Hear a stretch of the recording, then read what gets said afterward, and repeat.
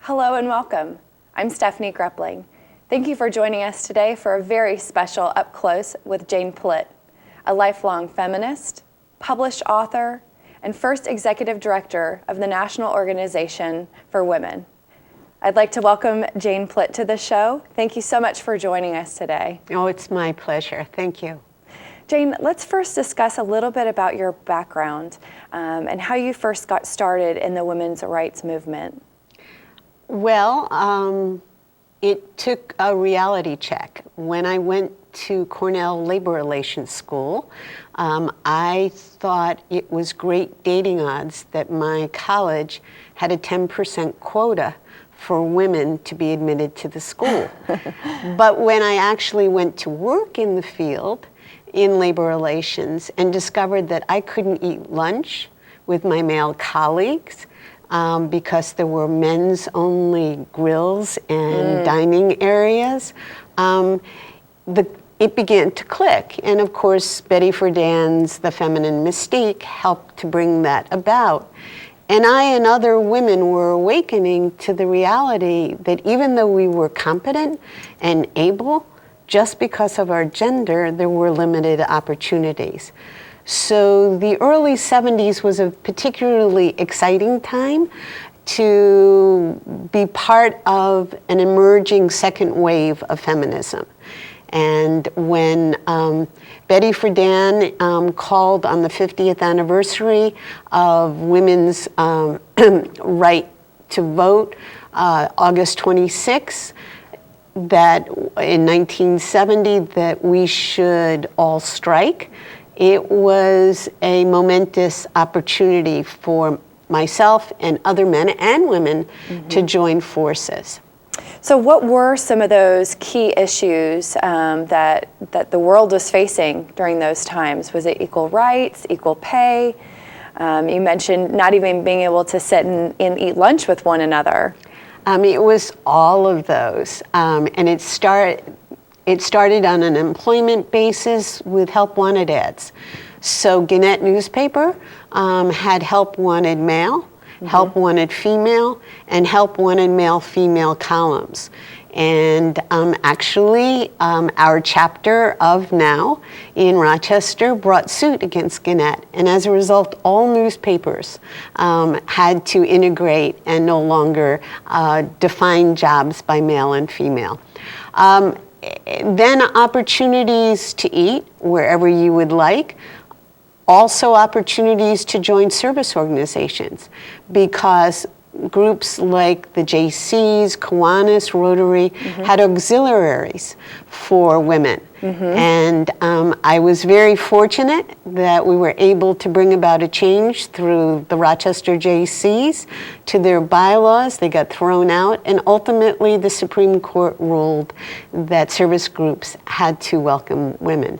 So when you start limiting opportunities for women to hone their leadership skills or even have opportunities to participate.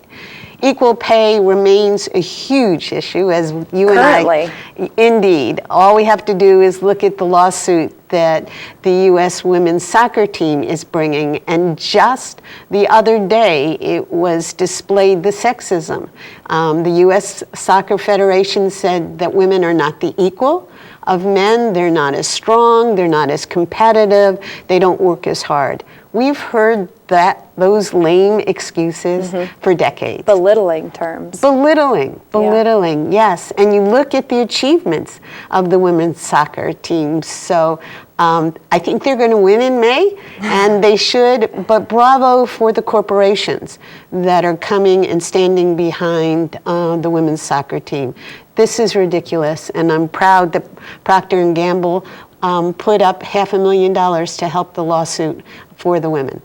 still facing the same issues that women have faced for decades now. Still today, it's 2020, and women can't get equal pay. No, they can't.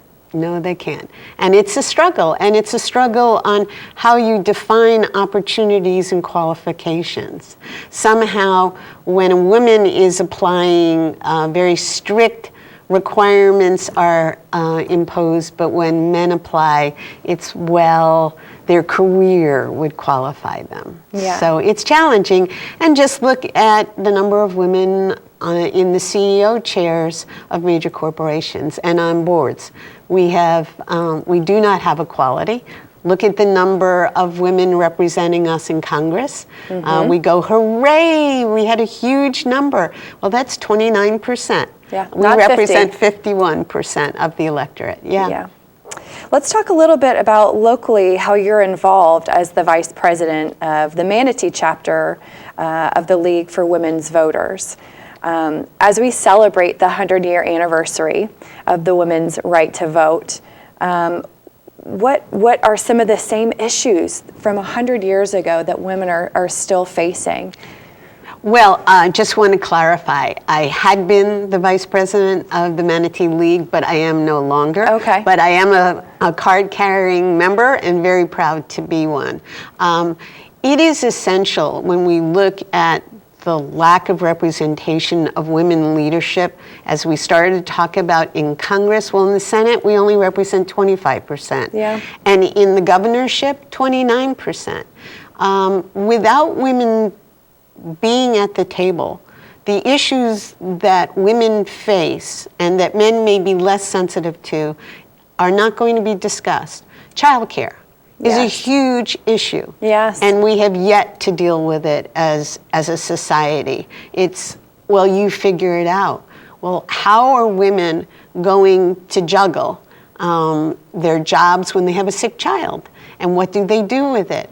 Men are increasingly assuming some responsibility, but not all. I was just reading that men who take paternity leave are paid more than women. So the disparity of pay even continues on paternity or maternity leave. Let's talk a little bit about what you would say to the young women that are watching that don't know how to get involved in women's rights right now. Well, there's many ways. I think there are many different networks that are going on. Depending on your advocacy, you can join a more active role, whether it's the National Organization for Women. If you want to lobby on positions, certainly the Manatee League of Women Voters.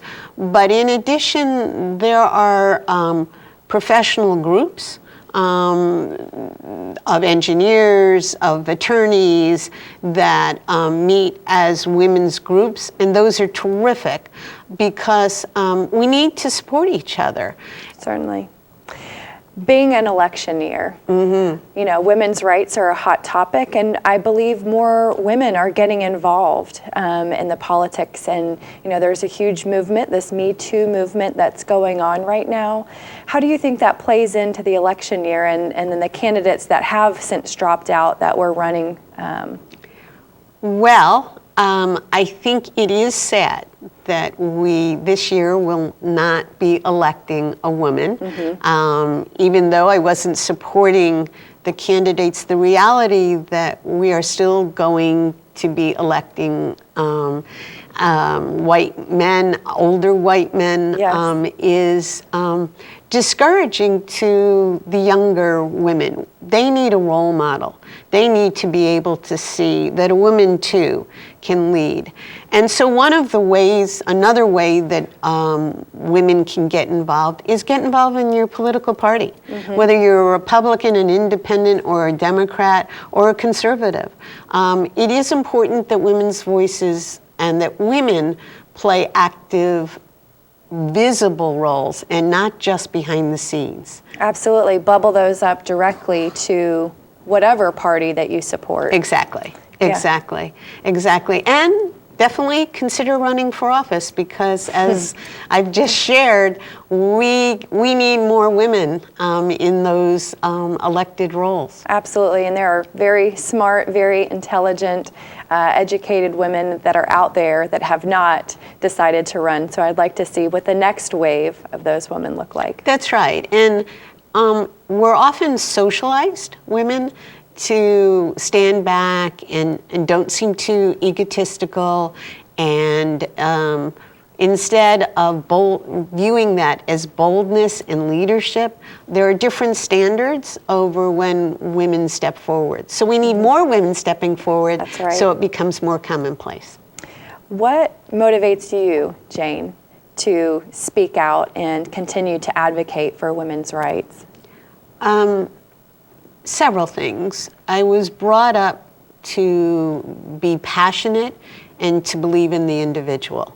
My father was a Barry Goldwaterite, and it just didn't seem right to him that I should be denied opportunity simply because I was female. So I couldn't be a page in Congress, because at the time no girls could be. Good old boys club. It was. So with that background, I was encouraged to believe in myself. And then as I came to understand that this is not just about an individual, this is about a mass problem, that we are judging women simply by a biological happenstance, that they happen to be female, and not judging them on their competence is dumb. I'm a business person. I come from a business background, and I like to judge people by results. So I deeply believe that the cause for women, and that cuts across all colors of women, and it's an even greater challenge for women of color. I understand that you were influenced by a very special woman at the turn of the century, Martha Matilda Harper. Tell me a little bit about what drew you to her and then encouraged you to go on to be an author. On a business assignment, as I mentioned, I ran a marketing and economic development firm. We were hired by a local bank in Rochester, New York, to come up with a marketing idea of how to promote this historic building. So we created a historic gallery, and someone shared a piece of paper. On that piece of paper, it mentioned that there was this woman, Martha Matilda Harper, and she was the first woman member of the Chamber of Commerce. Since I was the president of the Small Business Council of the Chamber, I called them and said, I haven't ever heard of her, tell me about her. And they said, we know nothing, but you let us know. Well, that really teed me off. And I was curious, but also, how could we not know about this historic prominent figure? Right. Well, it turned out that she had been a servant for 25 years, an immigrant from Canada who came to the United States and happened to come to Rochester, where there was Susan B. Anthony and the whole suffrage movement. And she opens the first hair and skincare salon for women. Well, it's fabulous, because she invents a reclining shampoo chair, and there's a lot of buzz, and people from out of town are brought there, and ends up that Bertha Palmer is brought there. And Bertha is someone who gets what she wants, and she said, I want you to expand to Chicago in time for the World's Fair. And Martha cleverly says, well, let's see if 25 of your best friends will patronize me. So they have to sign a petition to commit that they will patronize me. Yeah. What happened was Bertha returned with that commitment, and now Martha conceives of a whole new way of doing business. She's unable to get bank financing. Because she's a woman. Because she's a woman. And so she looks at her church, and she sees a strong mother church and she sees satellite operations, she says, that's my model. I can do that. I can be the strong woman. I can create the headquarters. Sure. She goes on to create modern franchising. 500 shops around the world, before we have computers, before we have cell phones. And British royalty and US presidents are all her customers. So I am wowed Sure. by this servant who is determined to change her life. And what's even more impressive is she insists that the first 100 of her 500 shops will only go to poor women. So she is trying to use business for social change. What do we know about her? Well, her story was buried until I wrote about it. And just 2 weeks ago, the BBC did a big story about how Ray Kroc of McDonald's was the business genius for launching franchising and for the business world to follow. He launched it 60 years after Martha did. But at the turn of the century. Exactly. And what the article went on to suggest is, yes, Martha actually launched it, but the business world didn't follow, so therefore the genius is Ray Kroc.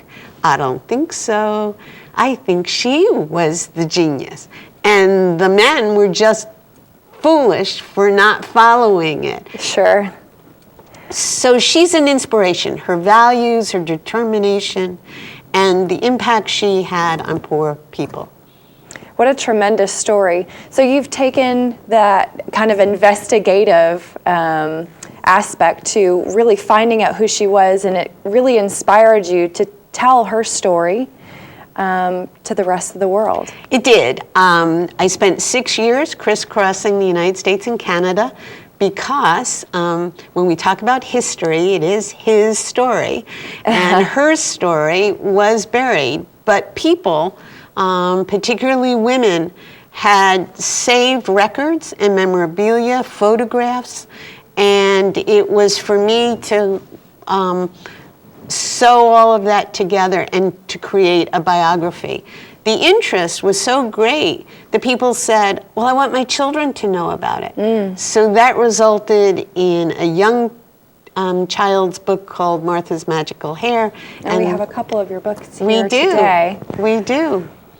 And so it was all about Martha's hair. As I understand, she had hair all the way down to the floor. Yes, you're in the process. I don't know how much further I could go, but yeah, so she invented these elixirs and hair tonics that went in with her business model and her salons, as I understand. That's true. However, her opportunity came from her last Canadian employer. On his deathbed, he gave her a formula for the first hair tonic.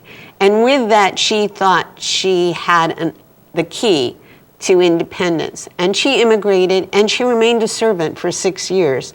But then she capitalized on that and then expanded. She only believed in organic products, so she was way ahead of her time. Because all things used to be organic at one time. That's true. That is true.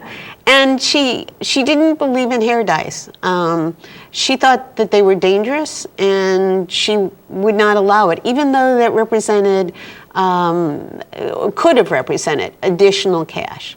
And she went on at one point to say, she was asked what the great achievement of the Harper Empire was. And she says, well, the sun never sets, the cash register overflows, but that's not the great achievement. The great achievement of the Harper Empire is the women it's made. And my jaw just drops every time I say that. She genuinely believed that. Through her business model, she employed women. Totally. Empowered women. Exactly. And as one woman, actually, the woman who went to Chicago, Bertha Fakar, said, I never took a step outside of Rochester, not a step. But I went to Chicago because Martha sent me. And Martha sent these women, these poor women, all over the world. And they went because Martha, they trusted her.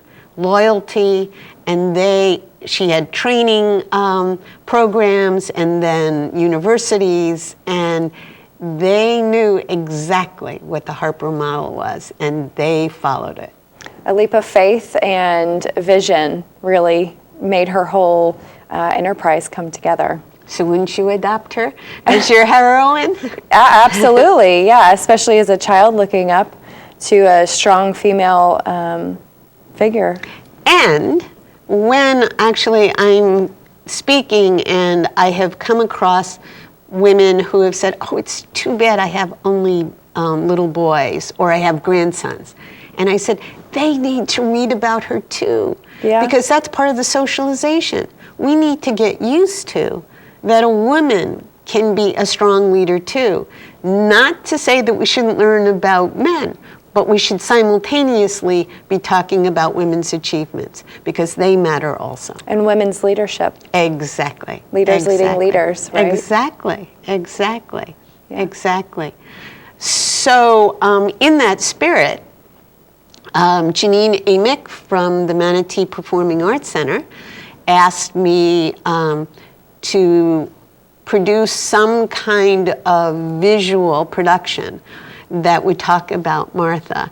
And so perhaps on March 25th, The Marvelous Martha will premiere here in downtown Bradenton at the theater from 4 to 6 p.m.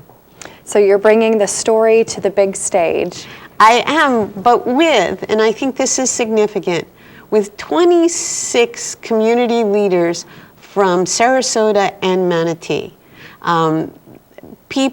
Business leaders like Amanda and John Horn, Susie Bowie from the Manatee Community Foundation, Sarah Wertheimer from Embracing Our Differences, Deborah Jacobs from the Patterson Foundation, Ed Childs from the Childs Group, Jackie Dzelski from the Chamber of Commerce here, have all volunteered their time to take on the voices of the people who supported Martha and the opponents. And I am just awestruck that they are so devoted to getting this story out that they would take time from their busy schedules to help all of us understand the extraordinary accomplishments of Harper. Well, it's certainly an important story from a woman's perspective to know that as an immigrant, she came to this country.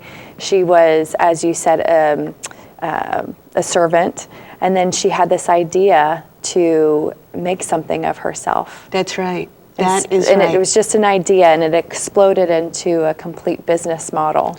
It's called the American Dream, isn't it? It certainly is. Yeah, and it's wonderful that it is possible for women as well as men to succeed at the American Dream. So important to hear these stories because, like you said before, you hear the men's perspective and all the successes, but it's important really in this year of reflection, the 9th and 10th Amendment, women's rights to vote, all the important things throughout history women have done to contribute to this country as well. Well, it took 70 years for women to finally get the right to vote. Now, that is a horrible blot on our history. It is fascinating to know that other societies took a different approach. And the Western approach was when a man and a woman married, the two became one, and the one was male. And therefore, the total control legally was male, and women couldn't own property, they couldn't have any custodial rights for their children, and they couldn't work outside the home. And it took an awakening of women who were fighting for the right for African Americans to be free from slavery, to realize that their voices were not able to be heard because they were women. They were to be silent and go upstairs to conventions. And then they realized, we need the vote too. And rallied. and rallied and lobbied, and still it took 70 years. So it's a wonderful celebration, but we need to know that this is just the beginning. Certainly. And that we have not achieved equality of the sexes, and it is not only a moral important achievement to aim for, but economically. I mean, look at the talent that you have, that I had, that everyone else who happens to be female has. Yeah. And wouldn't we be better off tapping that too at a time when we want to be internationally competitive? Absolutely. Looking forward for the next 100 years, Yes. what would you like to see as far as women's equality? Well, fundamentally, childcare is fundamental. I would like women to be able to control their own bodies, and I would like women to have equal opportunity for competition, whether it be sports, whether it be business, or whether it be academic studies, and then I would like them paid equally. I would like women to know that they have the choice of whether to marry or not, and that when they do marry, that they can discuss the fundamental elements of what is necessary for them. Before my husband and I married 46 years ago, we made a list, and we had to agree to the various issues that we each had. How serious are you about professional pursuit? How serious are you about individual pursuits of going off and travel with other women? All those should be options. Yeah. They all should be options. And we should have a society that just thinks that's natural. You bring up an interesting point about women traveling abroad. I know many women, my friends, who have traveled solo by themselves, and they have traveled in groups. It's still kind of taboo in some parts of the world for women to travel by themselves. That is right, and that is a problem. That is a problem.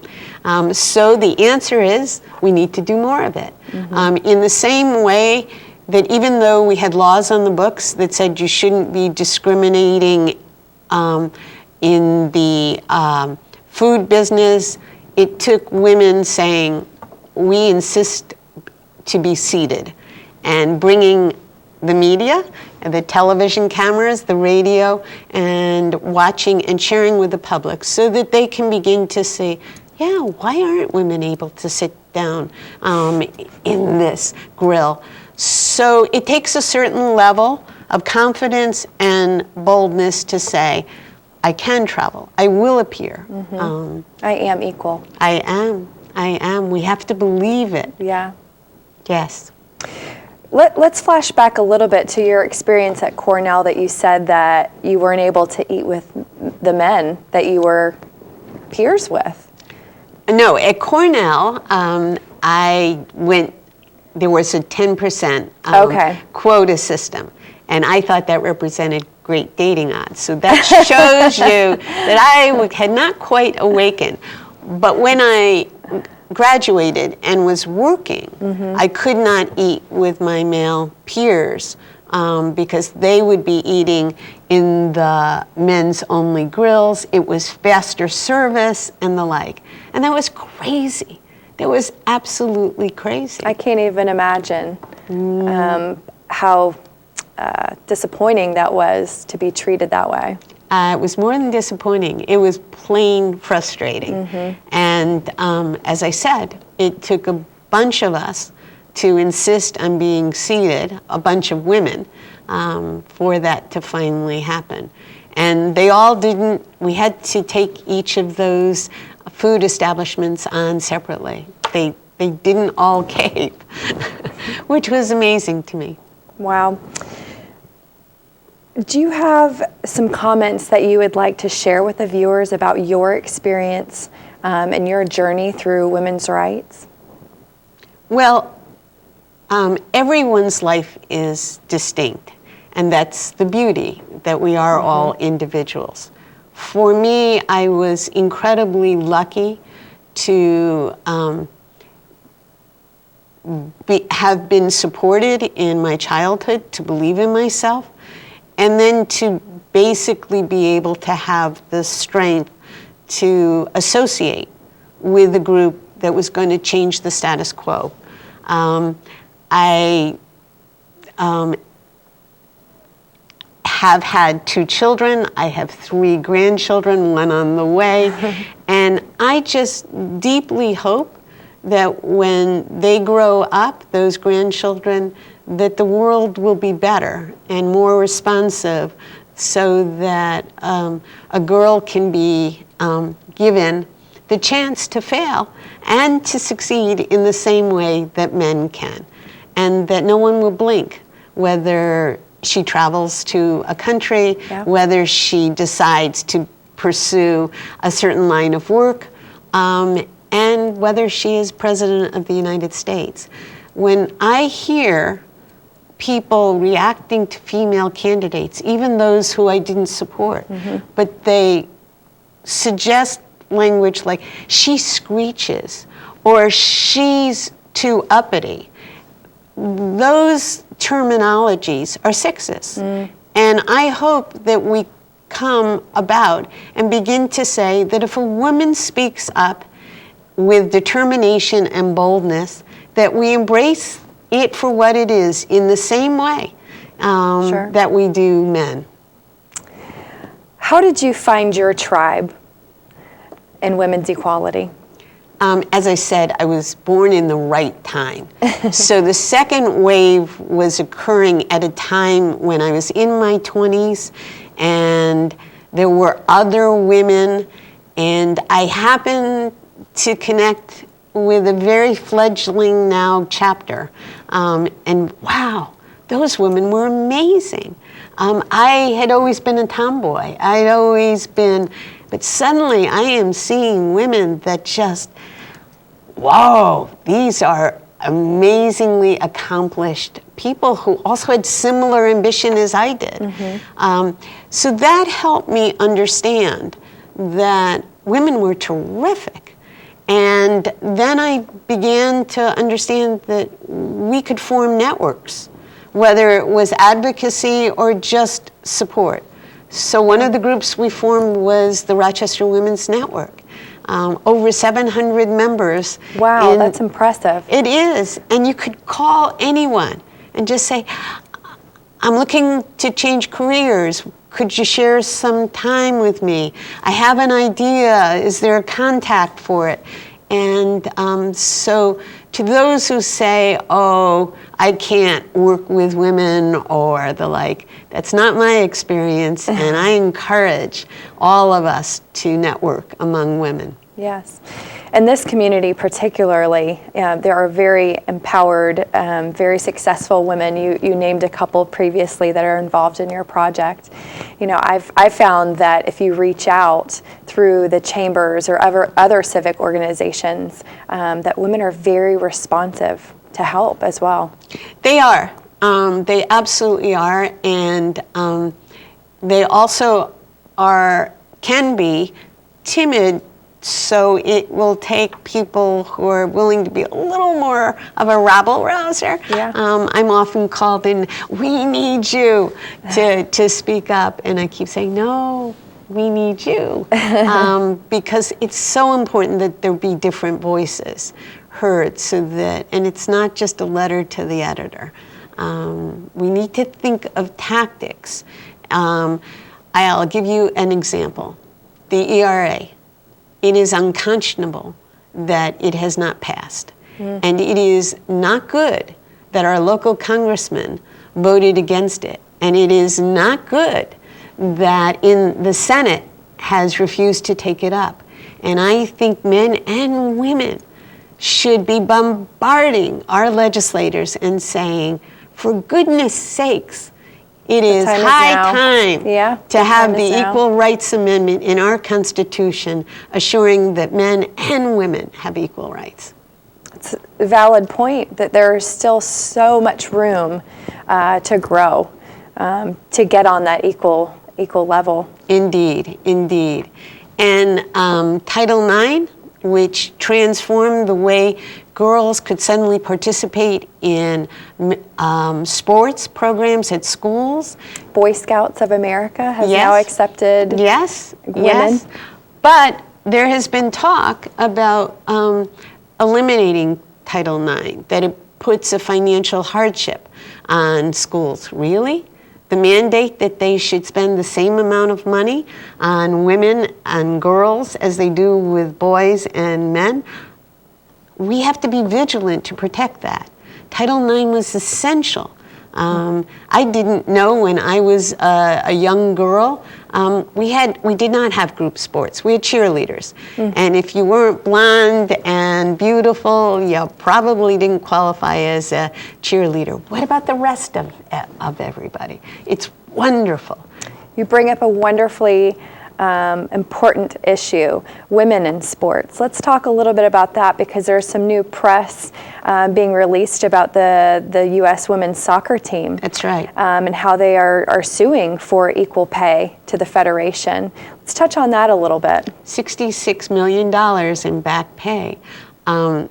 We all know that not only did this soccer team win the most recent, but they gold medal, a world gold medal. They won it 4 years ago, and the men have not qualified for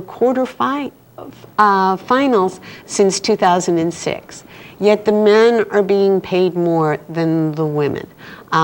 It is unconscionable, but I am hopeful that the courts will right this wrong.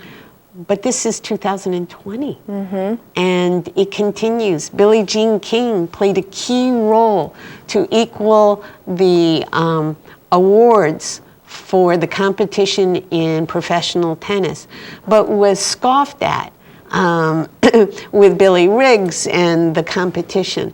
But she was right. She was brave. It should be equal.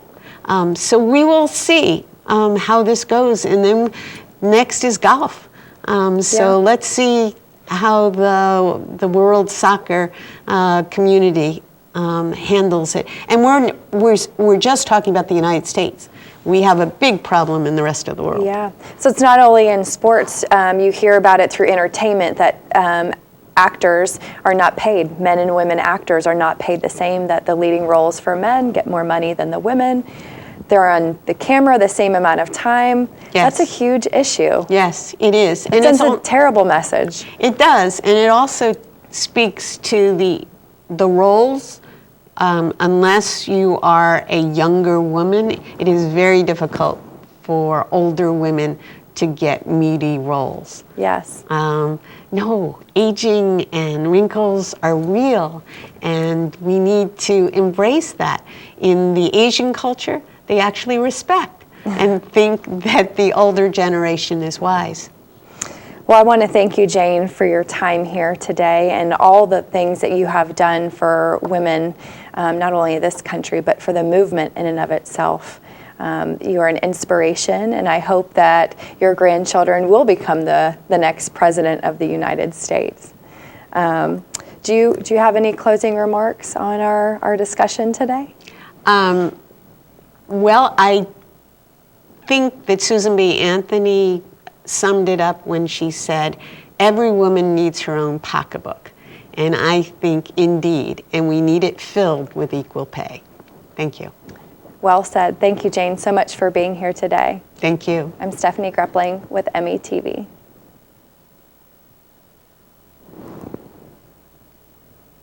It's quiet. That was great. Thank you. Thank you. Cheers.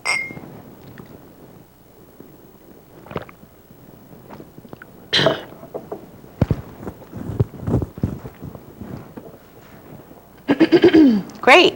Okay, for a rehearsal, you guys did really, really good. Were you recording? We're going to run through it one more time. Just remember exactly what you said. It was wonderful.